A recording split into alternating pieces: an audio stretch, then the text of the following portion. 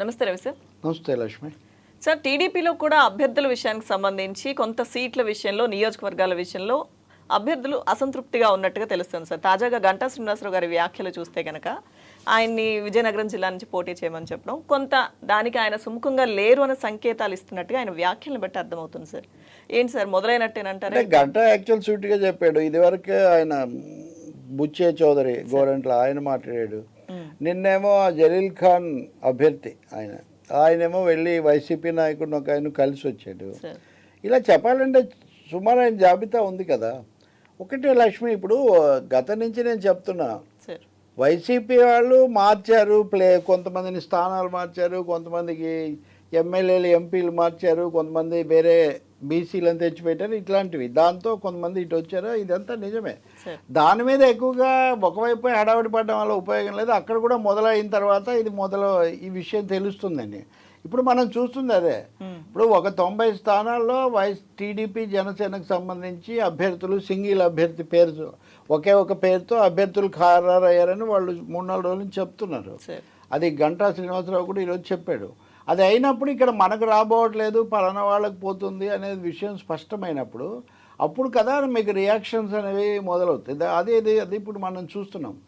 అందులో నేరుగా ఇప్పుడు రాజమండ్రి, విశాఖపట్నం, విజయవాడ 3 కీలకమైనటువంటి స్థానాలు ఆంధ్రప్రదేశ్ అని మనం అనుకుంటే, ఆ తర్వాత రాయలసీమ జిల్లాలు అవి వస్తాయి. రాయలసీమలో జనసేన పెద్దగా ఉండదు కాబట్టి ఓకే, టీడీపీ మెయిన్గా ఉండొచ్చు. కానీ ఇక్కడ జరిగేదంటే గంటా శ్రీనివాసరావుకు ఒక పేరు ఉంది. ఆయన దాన్ని కూడా ఈరోజు ఒప్పుకున్నారు. ఆయన పోటీ చేసి నియోజకవర్గం నుంచి మళ్ళీ చేయరు, కొత్త నియోజకవర్గానికి వెళ్తుంటారు అని. అనేక కారణాల వల్ల నేను అలా వెళ్ళాను. ఏం వెళ్ళినా నేను విశాఖపట్నానికి చుట్టుపక్కలే ఇలా పోటీ చేస్తూ వచ్చాను. ఇప్పుడు నన్ను ఏకంగా చీపురుపల్లికి పొమ్మంటున్నారు. చీపురుపల్లి అంటే బొత్స సత్యనారాయణ అక్కడ పోటీ చేస్తారు, సత్యబాబు అక్కడ ఆయన ఇది. కాబట్టి నేను దీనికి అంత ఆలోచిస్తున్నాను అని. అంటే గంట ఈ మాట ఎందుకు చెప్తున్నారు? నన్ను ఇక్కడ నాకు లేకుండా చేశారు, భీమిలీలో పెడతారని కూడా కొంత కథ నడిచింది మధ్యలో. లేకపోతే పార్లమెంట్కి కూడా పంపిస్తారు, నిలబెడతారని. కానీ ఇవేమీ లేకుండా చీపురుపల్లిలో, అది కూడా బొత్స మీద పోటీ చేయమన్నప్పుడు ఆయన దాని పట్ల తన విముఖతను, తన అయిష్టతను చాలా బాహటంగా మీడియాను పిలిచి చెప్తున్నారు. అంటే వాస్తవంగా ఒక నాయకుడికి వాళ్ళ పార్టీ నీకు పలానా చోట చేస్తే బాగుంటుంది అని చెప్తే చెప్పడము ఆంతరంగికంగా ఉంటుంది.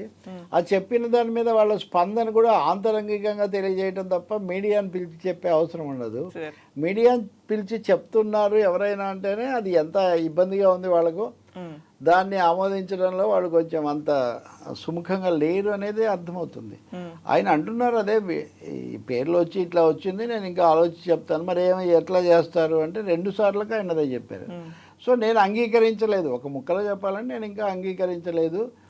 తెలిసిన చోట అయితే ఏదో చేయొచ్చు, 150 మైళ్ళ దూరంలో అది కొత్త జిల్లా, మళ్ళీ అక్కడికి వెళ్ళి ఇవన్నీ చేసుకోవాలని అంటే నాకు అది ఏమాత్రం అంగీకారం కాదు అని కొంచెం సున్నితమైన భాషలో చెప్పారన్నమాట. సార్, సీటు రాకపోతే పార్టీ మారడం మామూలే అన్నట్లు, మారుతూ ఉంటారు అన్నట్లు చెప్పడం ఏంటి సార్?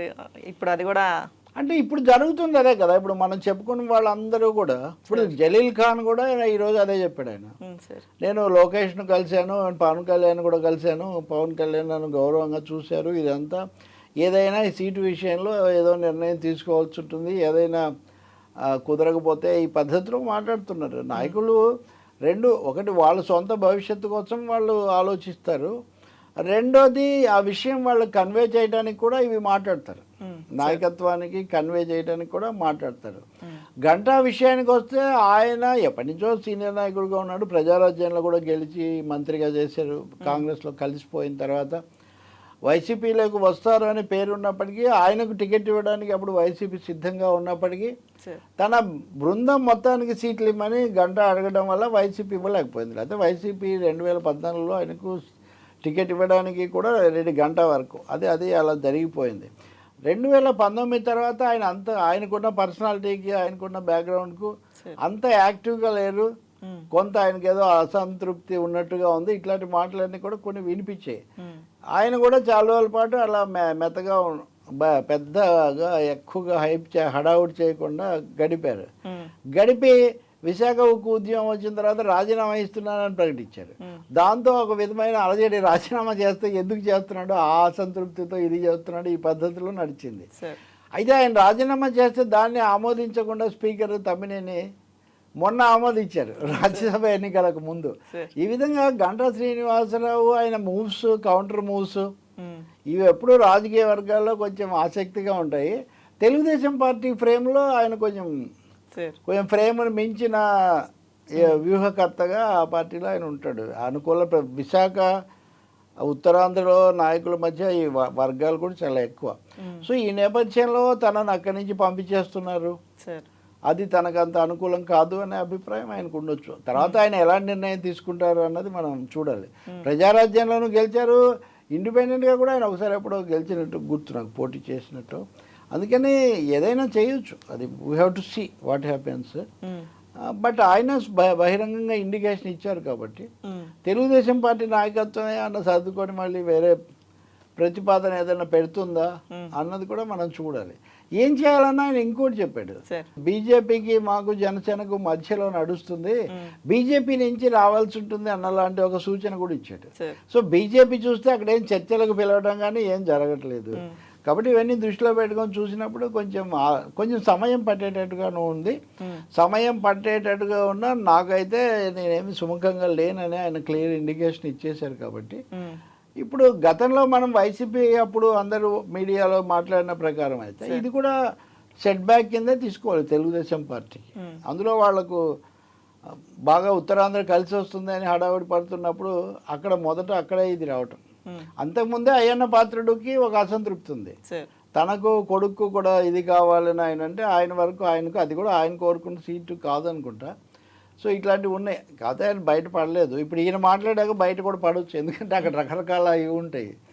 సో జలీల్ ఖాన్ది కూడా ఈ సిరీస్లోనే వస్తుంది. తెనాలి కూడా అంతే.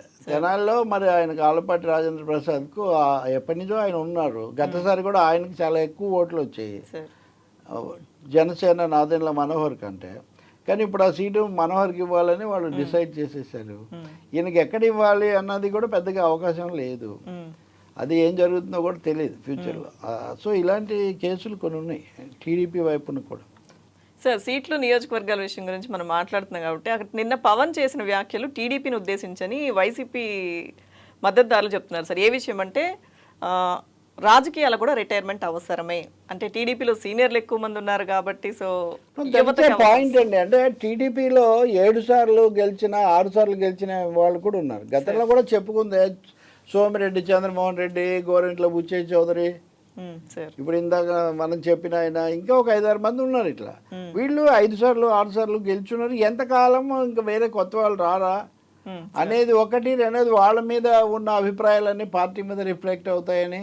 కానీ వాళ్ళు ఏమంటారంటే అసలు పార్టీ తరఫున నిలబడిందే తక్కువ మంది, వైసీపీ దెబ్బకి తట్టుకోలేక అందరూ సైలెంట్ అయిపోతే మేమేదో ముందు నిలబడి గట్టిగా పనిచేసాము, ఏదో నిలబెట్టాము, అదేదో మాకు నెగిటివ్ పాయింట్ అయినట్టుగా ఇప్పుడు మమ్మల్ని పక్కన పెడతామంటే. ఇప్పుడు యనమల రామకృష్ణుడు ఉంటాడు, ఎంతకాలం యనమల రామకృష్ణుడిని ఇది చేస్తామని, ఆయన కూతురు అని ఆయన తమ్ముడని అది కూడా కొంత నడిచింది.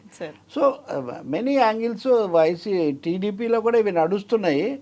ఇవి పవన్ కళ్యాణ్ కూడా తెలుసు, బయట టీడీపీ విషయాలు పరిశీలించే వాళ్ళకు సన్నిహితులకు అందరికీ తెలుసు. ఇంకా అలాంటప్పుడు చాలా రోజులుగా చంద్రబాబుతో దగ్గరగా మసులుతున్న పవన్ కళ్యాణ్కి తెలియకుండా పోయే అవకాశం లేదు. కొంచెం ఆయన తెలుగుదేశం అధిష్టానం యొక్క తలనొప్పిని కూడా కొంచెం తను పంచుకుంటున్నాడు. మూడోది లోకేష్ బృందం కూడా, ఈవెన్ ఇన్సైడ్ తెలుగుదేశం లోకేష్తో ఉన్న యువ నాయకులు, ఒకప్పుడు తెలుగుదేశంలో ఈ తమ్ముళ్ళు, కొడుకులు, అల్లుళ్ళు వీళ్ళందరితో ఒక టీం ఉండేది. అప్పుడు గల్లా జయదేవ్ లాంటి వాళ్ళందరూ కూడా దాంట్లో ఎక్కువ లీడింగ్లో ఉండేవాళ్ళు. సో ఇప్పుడు అది నడుస్తుంది. పవన్ కళ్యాణ్ చెప్పింది అదే, ఆ సమస్య ఉంది తెలుగుదేశానికి. ఆ సమస్య తెలుగుదేశంలో చంద్రబాబు నాయుడుగా ఇప్పుడు ఆయన అన్నది చంద్రబాబు నాయుడు కూడా వర్తిస్తుంది కదా. 70 ఏళ్ళు 80 ఏళ్ళు 70 అనలేదనుకోండి, ఎందుకంటే 73 ఎన్నో ఈయనకున్నాయి కాబట్టి. బట్ ఏజ్డ్ మ్యాన్ అని వైసీపీ వాళ్ళ ప్రధానమైన దాడి ఏంటి, వయసు మళ్ళింది, ఇప్పటికే ఇదైపోయింది, అందుకని అవకాశం ఎక్కువగా లేదని. Of course to grow old is not a sin అంటారు, అంటే వయసు పెరగడం ఏం పాపం కాదని.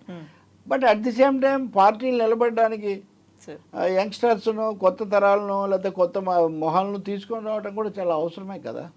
ఇప్పుడు పవన్ కళ్యాణ్ క్లెయిమ్ ఏమంటే మాది యంగ్ పార్టీ, నేను యంగ్ లీడర్ను, మీరు పాత వాళ్ళు కాబట్టి వాళ్ళకే ఇచ్చే బదులు మాకు ఛాన్స్ ఇవ్వండి అని కూడా ఒక ఆయన పరోక్షంగా ఆయన సజెస్ట్ చేస్తుండొచ్చు. సీట్ల విషయంలో సీనియర్లు అడ్డుపడద్దు అని చెప్పి సీనియర్లని ఎప్పుడు మా సీటు అంటే మరి మాకెప్పుడు రావాలి, పైగా మీరంతా పెద్దవాళ్ళు అయిపోయారు కదా, కొంచెం ఇది తీసుకోండి అని చెప్పే ఒక ప్రయత్నం కూడా ఆయన చేస్తుండొచ్చు. అదే కాపుల విషయంలో, కాపు పెద్దల విషయంలో కూడా ఆయన అదే చేస్తున్నాడు. తెలుగుదేశం విషయంలో కూడా ఆయన అదే చేస్తున్నట్టున్నాడు. కానీ ఇవన్నీ బీజేపీ మీద, టీడీపీ మీద ఆధారపడి ఉన్నాయి కదా. Sandwiched between TDP and BJP అనే ఆ మాట కూడా ఎవరో ఇంగ్లీష్ పేపర్లో రాశారు ఈరోజు వాస్తవం. Okay, thank you sir.